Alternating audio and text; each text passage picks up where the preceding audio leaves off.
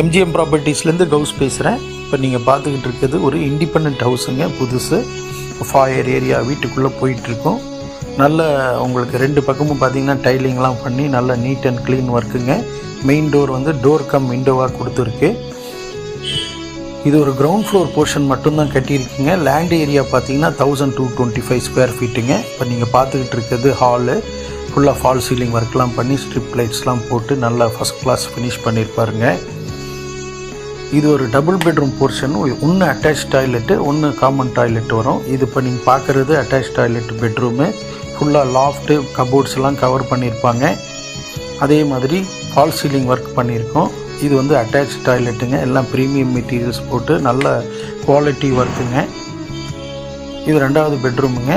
நான் ஏற்கனவே சொன்ன மாதிரி லேண்டு வந்து 1225 ஸ்கொயர் ஃபீட்டுங்க. பில்டப் ஏரியா பார்த்திங்கன்னா ஒரு 1000 ஸ்கொயர் ஃபீட் வருங்க. இந்த வீட்டினுடைய ஸ்பெஷாலிட்டி பார்த்திங்கன்னா உங்களுக்கு ஒரு 300 ஸ்கொயர் ஃபீட்டு ஓப்பன் ஏரியா கொடுத்துருக்குங்க. அதில் 2 காரு நம்ம அழகாக பெரிய காருங்களை நிறுத்தலாம். இப்போ நீங்கள் கிச்சன் பார்த்துக்கிட்டு இருக்கீங்க.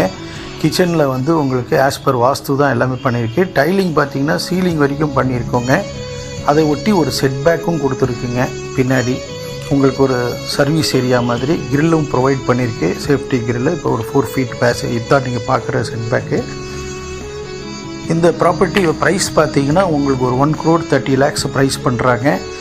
நெகோஷியபிள் தான். அப்ரூவ்டு, பிளான் சேங்ஷன் எல்லாம் இருக்குது. இந்த ஸ்க்ரீனில் டிஸ்பிளே ஆகிற நம்பருக்கு கால் பண்ணுங்கள் தேவைப்படுறவங்க.